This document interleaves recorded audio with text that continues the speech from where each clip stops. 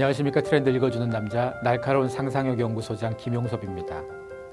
한국인들에게 채식을 말하면 가장 먼저 건강이나 피부에 좋다거나 다이어트 하는 걸 떠올립니다. 하지만 선진국에서 채식에 대한 얘기를 하면 앞선 얘기에다가 몇 가지가 더 추가가 됩니다. 바로 사회적 소비, 생태주의, 동물복지, 환경주의 이런 건데요. 아니 고기 먹고 안 먹고의 문제를 뭐 이렇게 비약시키냐라고 반문할지도 모르겠습니다. 하지만 채식은 입맛의 문제나 취향의 문제가 더 이상 아닌 사회적 태도이기 때문입니다.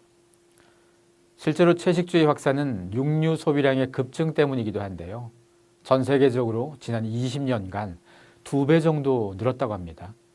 세계 평균이 이 정도니 먹고 살 만한 국가와 중산층 이상의 육류 소비는 상상 이상으로 늘었을 수 있습니다. 그러다 보니 기존 육류 생산 환경이 우리의 소비량을 따라가지 못합니다. 결국 육류 생산이 공장형으로 바뀌고 폐쇄형 사육시설에서 사료만 먹이며 키웁니다. 조류 독감이나 광우병 등의 이유로 수많은 닭이나 소, 돼지가 이 살처분되는 게 낯설지 않게 된 것도 이런 육류 생산 환경과 무관치 않습니다. 사실 이들은 동물이 아니라 애초에 식량으로 태어나 식량으로만 키워집니다. 동물 복지에 대한 관심이 커지면서 기존 육식 생산 환경에 대한 거부감 때문에 육식 대신 채식을 선택하는 사람들도 생겨났습니다. 선진국에선 동물 복지에 대한 사회적 기준들이 계속 만들어지는데요. 이왕 고기를 먹더라도 건강한 고기, 살아있는 동안은 그냥 동물로서 좀 더 행복했던 고기 이런 걸 먹겠다는 겁니다. 이건 동물을 대하는 태도 변화에서 출발합니다. 모피를 반대하는 움직임이나 반려동물을 대하는 태도나 이게 또 다 연결됩니다. 그래서 채식주의는 단지 먹는 문제만이 아닌 겁니다. 전 세계 기아 인구가 한 8억 명쯤 되는데요.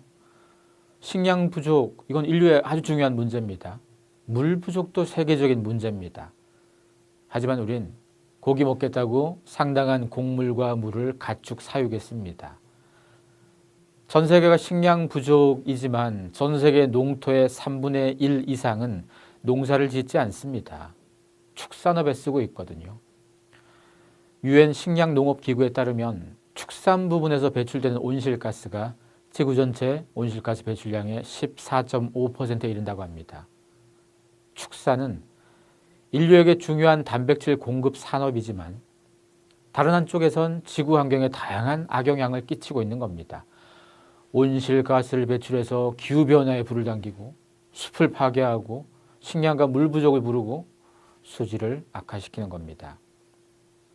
채식주의자는 여러 유형으로 나뉩니다. 완전한 채식주의자를 비건이라고 하는데요. 이런 사람들은 채소, 곡물, 과일 이런 것만 먹습니다. 채식 유행에서 가장 엄격한 사람들인데요. 고기는 당연히 안 먹고요. 우유나 치즈 같은 유제품, 거기다가 달걀도 안 먹습니다. 심지어 먹는 걸 떠나서 실크나 가죽처럼 동물에게서 원료를 얻는 제품을 사용하지 않기도 합니다. 락토는 비건처럼 채식은 하지만 우유와 유제품, 꿀까지는 먹습니다. 완전한 채식에서 조금 양보한 사람들이 되는데요. 이 락토에서 조금 더 나간 게 락토오보인데요. 이런 사람들은 달걀까지도 먹습니다. 이렇게 비건, 락토오보까지 이런 사람들을 우리가 채식주의자, 베지터리언이라고 합니다. 근데 여기에서 세미 베지터리언, 그러니까 준 채식주의자가 있는데요. 이런 사람들의 대표적인 부류가 페스코입니다. 페스코는 채식에다가 유제품, 달걀 여기에다가 더하기 해산물, 어피류까지 먹습니다.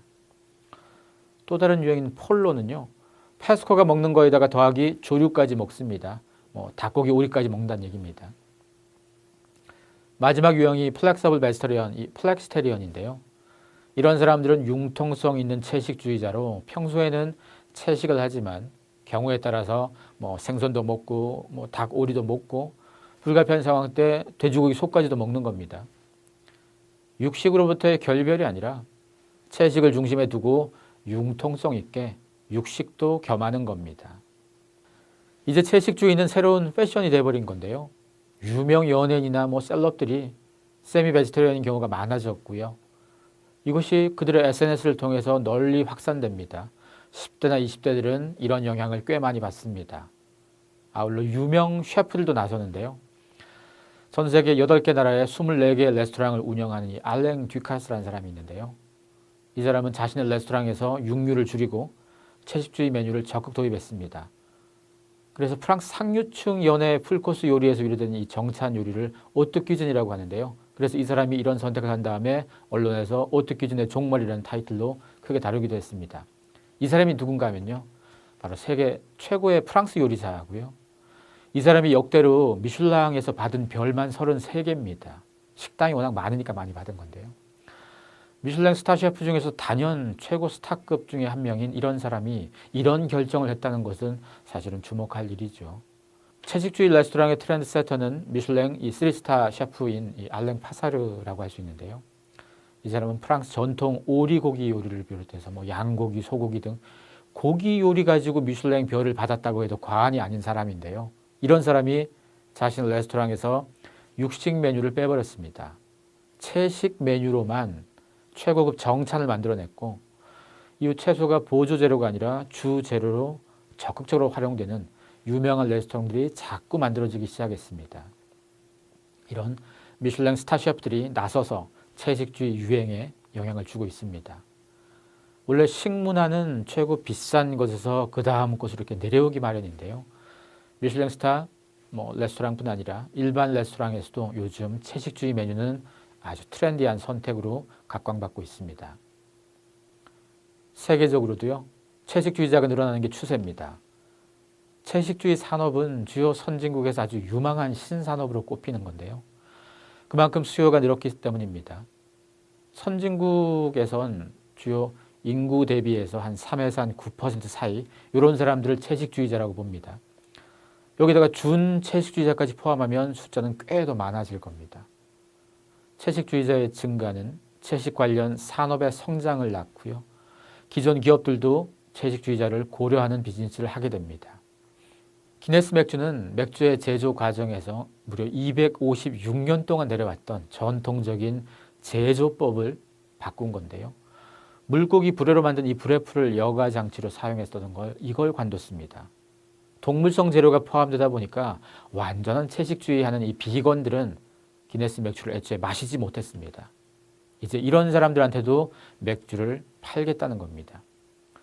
기업으로선 이제까지 안 팔아봤던 대상들에게 물건을 팔 수 있다는 거, 이거 아주 중요합니다. 그래서 기업들은 비주류를 아주 주목하고 있는 겁니다. 이제 외식업계, 주류업계뿐이 아니고요. 패션업계도 채식주의자가 늘어나면 그만큼 모피나 가죽 이런 거에도 굉장히 민감한 사람들이 생기는 거니까 이런 태도를 바꾸는 거고요. 항공업계도 기내식에 대한 변화, 각종 서비스업계도 마찬가지고요. 모든 업계가 이런 채식주의를 새로운 마케팅 코드로 바라보고 있습니다. 음식은 문화이기도 하지만 습관이기도 하고요. 유행이기도 해요. 웰빙이라는 것도 유행했었고 유기농도 그랬었고요. 글루텐 프리, 간헐적 단식 다 유행했었습니다. 이제 채식주의가 바로 그 다음 유행의 순서입니다. 채식주의자가 단지 채소 먹는 것뿐이 아니고요. 다양한 사회적 태도를 담고 있어서 그런데요. 일종의 자기 표현일 수도 있고요. 가치관의 문제가 되는 게 요즘 채식주의자들 대한 사람들의 태도입니다. 이제 뭘 먹느냐가 문제가 아니고요. 어떻게 살아가느냐의 문제, 그 속에 채식주의자가 있는 겁니다. 지금까지 트렌드 읽어주는 남자 김용석이었습니다. 고맙습니다.